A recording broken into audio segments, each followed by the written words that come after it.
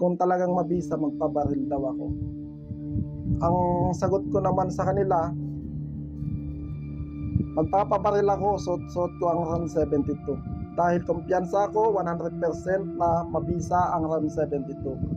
Naka-live yun. Kaya lang sila, kailangan din nilang magpabaril. Patunayan nila kung mataas ang kaalaman nila sa spiritual. Pero kung hindi nila kayang gawin yun, tumahimik na lang sila.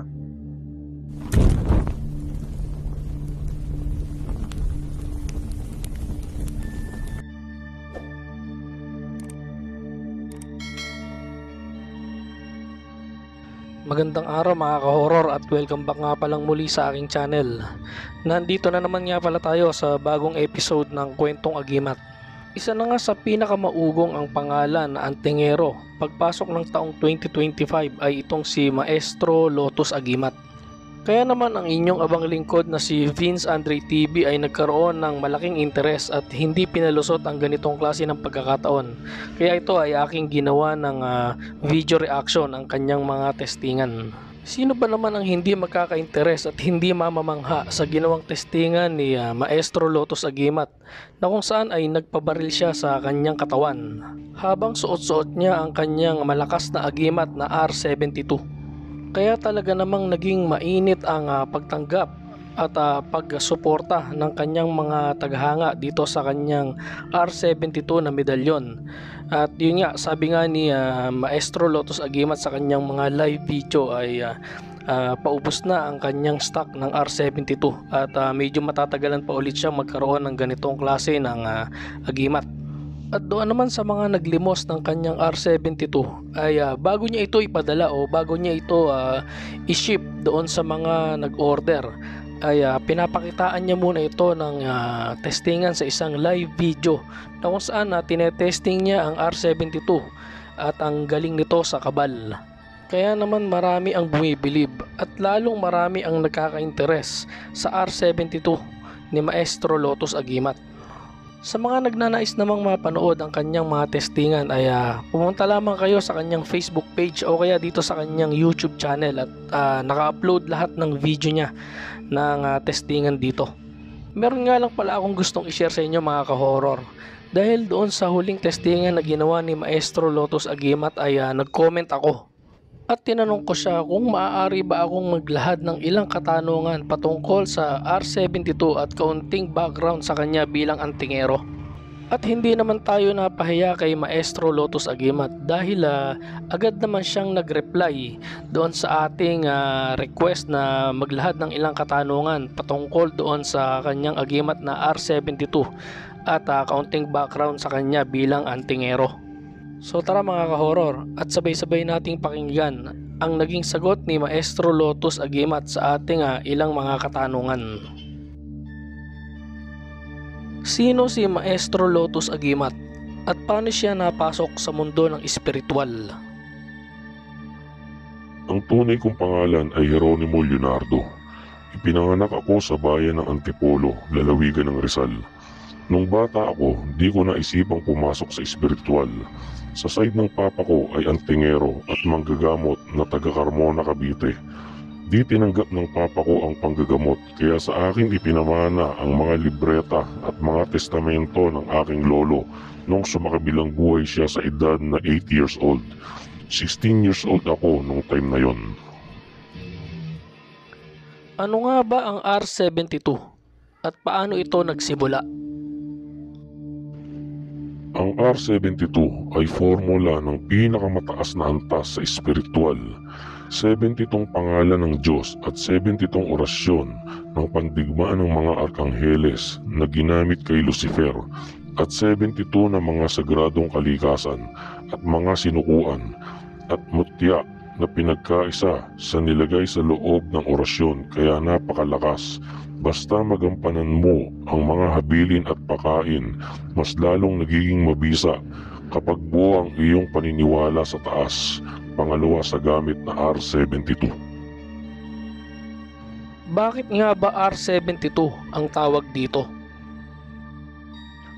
Dahil 72 na mga sagradong kalikasan, mga sinukuan at mutya bukod pa sa mga orasyon na mababagsik ang nakapaloob sa kwintas na R72. Ano-ano nga ba ang bisa na kayang ibigay ng R72? Ang kalahatan ng bisa nito, lihis ang bala at di puputok ang baril na tulad ng nasa live video ko. Pangontra sa kulam, barang, palipad hangin, usog, lason, mga masasamang espiritu at magagamit din sa pampaswerte sa negosyo, ang kalahatan siya. Bakit ka palaging nagte-testing sa live? Ang pag-testing sa live para ipakita at malaman kung may bisa ang R72. Ang mga bagong gawang R72, yun lang ang palaging tinetesting ko para malaman ng maglimos at kami na may bisa bago pakawalan at ipadala sa gustong magkaroon ng anting-anting. Ang anting-anting ay di pwedeng palaging testingin kasi may gabayan at pwedeng magtampo at mawala ng bisa. Dapat once a year lang, masubukan lang kung may bisa o wala at sila na ang bahalang magpalakas. Kung nasa kanila na ang R72, alagaan na lang sa dasal. Paano palakasin ang kapangyarihan ng R72? Araw-araw lang pakainin ng dasal at mag-ayuno o fasting at huwag gumawa ng bawal. Yun ang paraan para mapalakas ang anting-anting na R72. Ano naman ang masasabi mo sa mga naghahamon sa'yo at sa R72? Sa mga naghahamon ng testingan, di ako takot sa testingan ng agimat dahil alam ko at tiwala ako sa anting-anting na dala ko na malakas at mabisa dahil nasubo ko na sa aktwal at kita naman ninyo, di ako takot mag-testing sa live. Kung tiwala sila sa anting-anting nila, isuot nila ang anting-anting nila at parehas kaming magpabaril suot ang anting-anting. Pero kung di nila kayang gawin yun, huwag na silang maghamon. Kulang ang paniniwala at pananampalataya nila sa kanilang anting-anting. Ano ang mangyayari kung palaging tinetesting ang R72? Kung palaging tetestingin ang R72 ay hihina at mawawala ng gabay at pwedeng sa oras ng kagipitan ay di na gumana. Kahit sa pagtesting, hihina at mawawala ng bisa. Dapat alagaan at pagtiwala. Ang anting-anting ay ginagamit yan sa totoong laban o proteksyon sa katawan na walang inaagrabyado sa kapwa, gamitin sa mabuti. Paano kung may isang tuso na tao na manglimos ng R72 at ito ay ipatesting sa ibang antingero? Ang masasabi ko lang, kung kukuha sa akin ng R72 at na-testing ko na at ipapatesting ulit sa iba, di sinunod ang aking habilin, maaaring humina ang R72 at kung sa baril naman, sabog ang R72. Kaya dapat tiwala ka sa gamit at pakainin ng dasal dahil nakita naman nila ang bisa. Kung malakas na ang R72, saka nila ipatesting o isa lang sa testingan. Ano naman ang maipapayo mo sa mga antingero sa panahon ngayon? Ang maipapayo ko lang sa mga tulad kong antingero at manggagamot, huwag magsiraan at kailangan respeto sa bawat paniniwala at aral ng iba.